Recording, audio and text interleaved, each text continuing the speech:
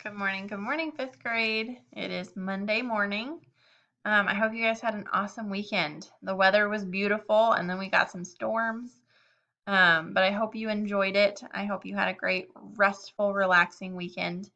Um, we're starting week 6 already. That's hard to believe. So here's what your Monday is going to look like. We are reading chapter 14 in Woods Runner. This is one that we're going to read together. So if you want to come to our hangouts at 9 o'clock or 1 o'clock, we're going to be reading the chapter together. Don't forget to take your chapter notes. Remember, I've said that's the only way that I know that you actually read the chapter. So make sure you get those notes taken. If you come to our hangouts, then we take notes together.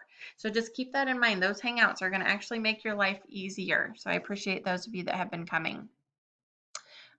Keep working on your 5th grade memory. I know a lot of you are done with this, but make sure that you get it done by Wednesday. Okay, just a short paragraph. This is going to go into a book that I'm going to make for you so that you can remember all of the good things about 5th grade. We have a new grammar skill today.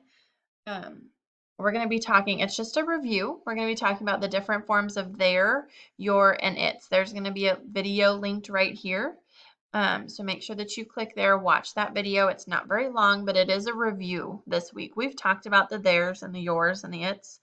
But I thought that was a good thing to touch on again because it is important that you know. So click on this video to watch, and then you'll have a couple assignments this week to do for that skill. So your hangouts today, we'll be reading chapter 14, like I said.